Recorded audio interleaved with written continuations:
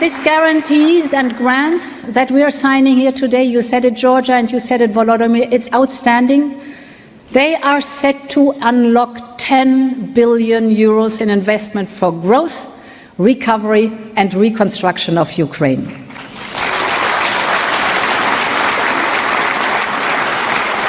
And we will ensure that Ukraine is supported until 2028 and beyond, when the new European budget kicks in.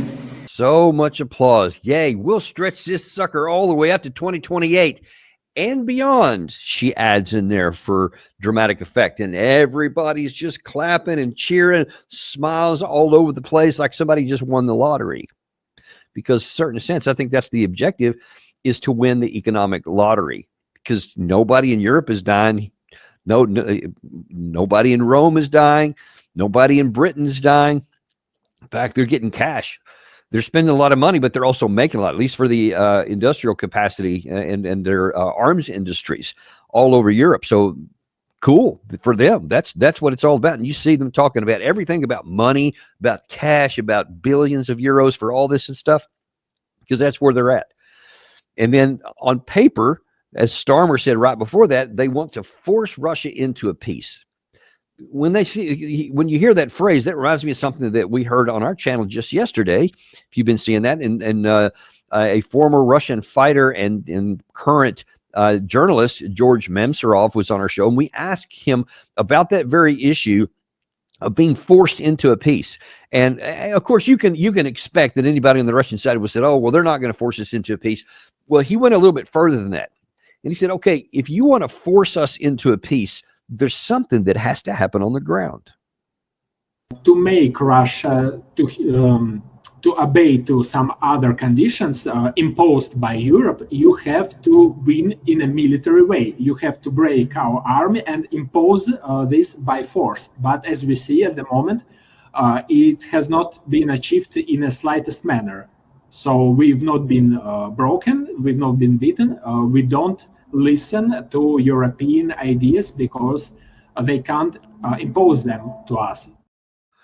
So that's the current situation. Now, what is the prospect that a few more $1 billion, a few more air defense missiles, and presumably some other armored vehicles? Haven't seen any announcements of that, but that would certainly have to happen, because even though the drones are taking over a major portion of this conflict, you still have to have armored vehicles to move around the battlefield and get people up to the line, because until you have infantrymen on the line to either take or defend the land, drones and missiles and everything else are not going to do it. It always comes down to the manpower. It's not machines, it's not money, it's men. We cannot get past that, because no matter, we're talking about wars into antiquity and up to the current day, the World War II, the Vietnam, Korea, Desert Storm, all of those things, it's still to this day comes down to manpower. And that is the thing that we keep talking over and over and over for a very good reason. It doesn't make any difference how much money you can bring to bear if you don't have the manpower and the trained manpower in order to use it. Now, as Julian Rupke, the German journalist who said on that we showed a show of on 1 July, there is a big problem on that front for Ukraine. I think of big concern, because I do not see sufficient Ukrainian efforts to stop the Russians there. Again, the Russians advancing with a lot of drones, with a lot of airstrikes, but without tanks, without APCs, without BTR or BMP, all these vehicles which we have seen in the past and being destroyed in big numbers. I think the Russians there found the weak spot with the Ukrainian defense, and the weak spot, and this was also stated by, as you saw, some former Mariupol defenders just recently, the weak spot is that there are parts of the front line, as he says, where 5 kilometers are guarded by 12 Ukrainian soldiers. And this is a massive problem.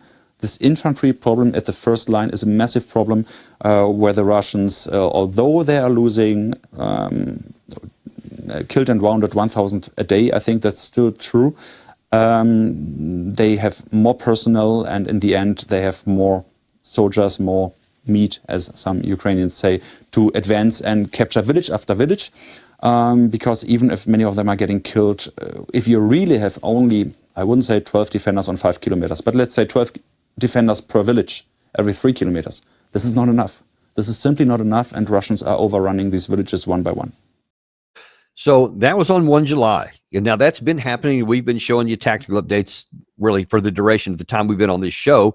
And you can see Russia continues to move forward.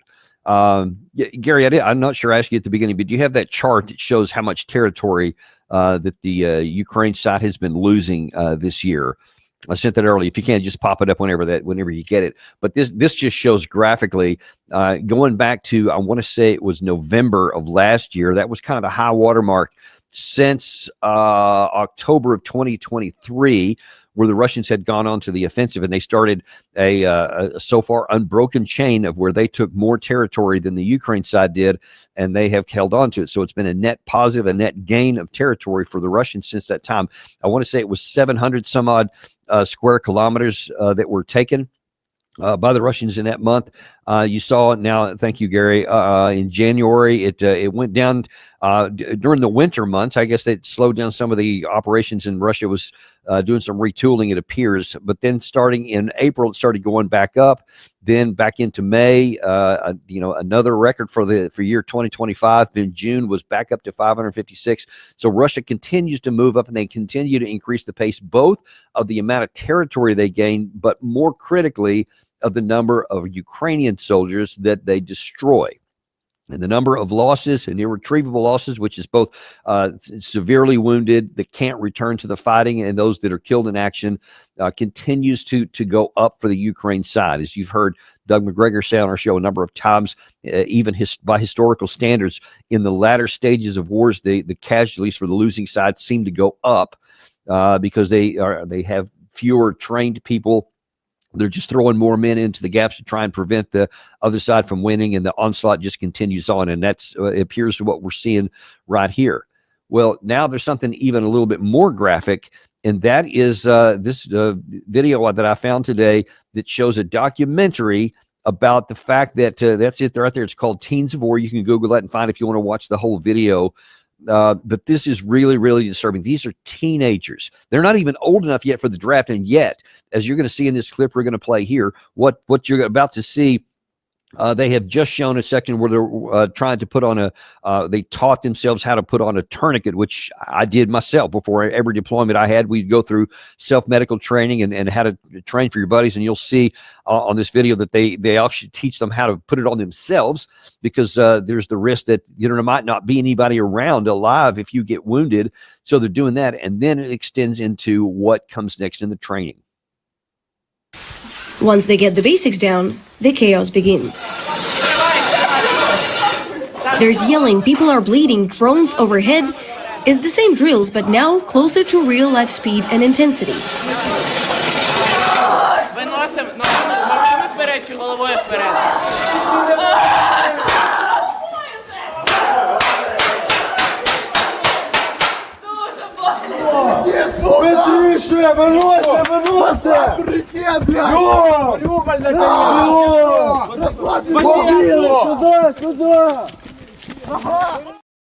So you can see that these are kids.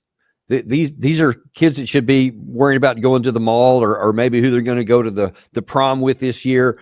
What they're going to do maybe when they graduate in a couple of years from now, going into college and all that stuff. And instead, they're going through some really rigorous, tough training for war.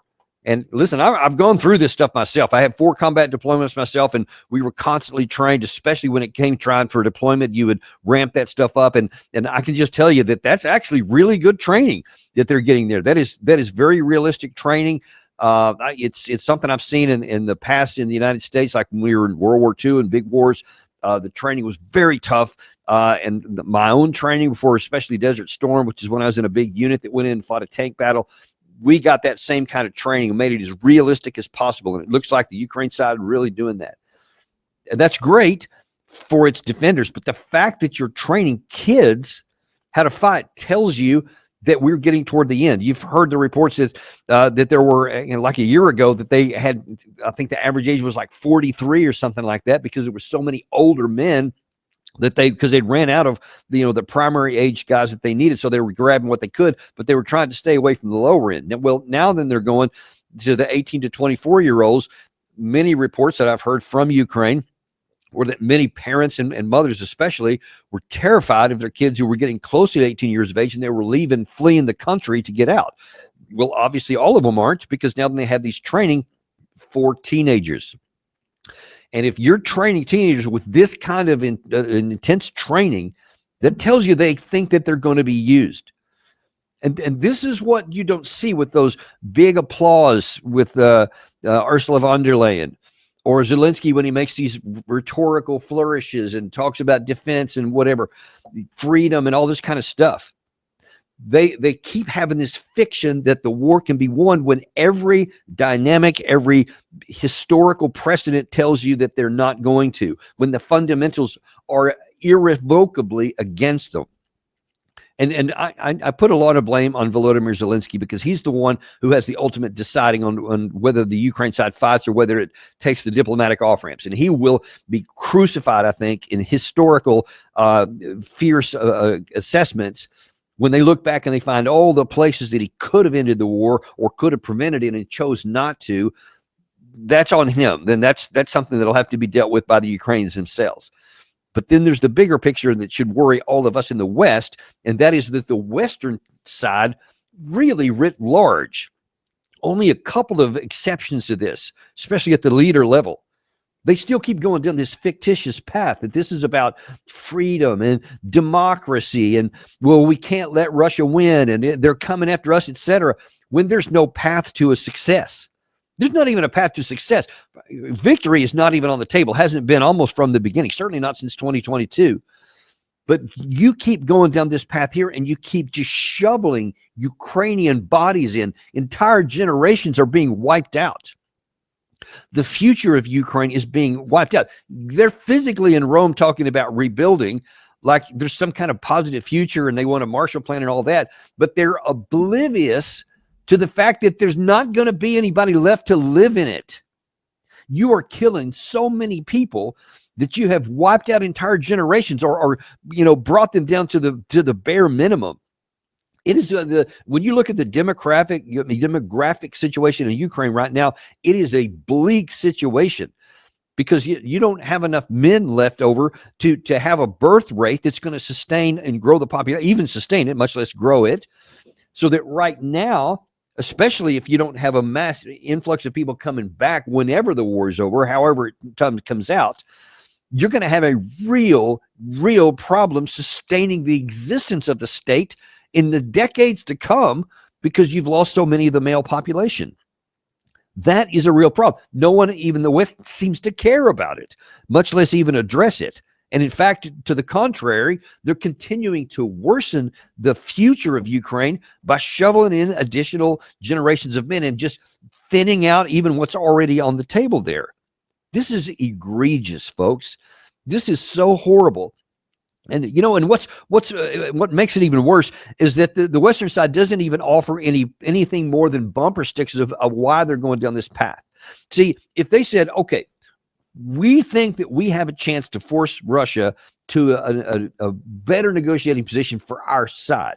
And here's how we plan to do it. First, we're going to do this thing. And then we're going to deprive Russia of that thing. And then we're going to, with this number of artillery pieces and tanks and missiles and aircraft, whatever, we can cause this kind of damage, which is going to cause specific collapse of X, Y, and Z in Russia, and then the expansion on our side. And if it works out good enough, then this can start to roll Russia back, and then that's going to cause this problem. And then you see there's a plausible path to where that he would be willing to have a negotiated settlement from a position of weakness that we can live with. If they said that, then maybe you could parse it out. Now, I think they haven't said that because there is no such rationale that can be drawn, because you can't do it. I've looked, I've considered it. Because I'm like scratching my head wondering, do they know something I don't know? Maybe I need to relook this and consider, well, maybe there is something they can do. But see, the irrationality of even that hypothetical situation I just drew there is that they say, okay, we want to change the dynamics on the battlefield so that Russia, from a position of weakness, will recognize they can't win the war and then have a negotiated settlement. Oblivious to the fact that they themselves are in that position right now and are not willing to to have a negotiated end from a position of weakness. Now, if they're not willing to have a negotiated settlement from a position of weakness where they are now, by what logic do you think that the other side would have that kind of willingness? You see, it can never be successful. That is what is, no one wants to talk about this in the Western media anywhere, in any country that I've seen. What I'm laying out for you folks here is the absolute logic, or maybe a better way to put it is the illogic and the absence of any sort of fundamentals that are behind these cheering scenes you just saw in Rome, and of these, and of President Trump about to deepen our mistakes of giving now more of our weapons and more of our ammunition, and then throwing more sanctions and thinking that's going to change anything, when all the evidence screams that the missiles won't make any difference because Russia can saturate the fire anyway, so they'll just fire more missiles, more drones to saturate whatever additional interceptor missiles you may put. It's just not going to make any difference. They'll just counter it, and they can. And they are. It's physically happening already. It's not even a hypothetical possibility. They're doing it right now. And then these sanctions, of course, Russia's made itself sanctions proof, and they're mocking us for even thinking that. But don't you see, in the absence of any kind of logic, we're just going with emotion. Trump's mad because Putin didn't listen to him. Ursula von der Leyen is incensed that, that our preference isn't working now, because that's how it's been for the last 80 years. Whatever our preference is, everybody else was too weak to do anything about it. So our way worked. And if you didn't like it, hit the road, don't care. And if you didn't like it, you couldn't do anything about it anyway. So we still got our way. That created an entire generation of leadership across the Western world right now that cannot see beyond the end of their nose, because now then mentally they can't recognize that there is a reality. And now then the other side can do something about it. And they are. And we are ready to condemn the children of Ukraine to pointless and certain death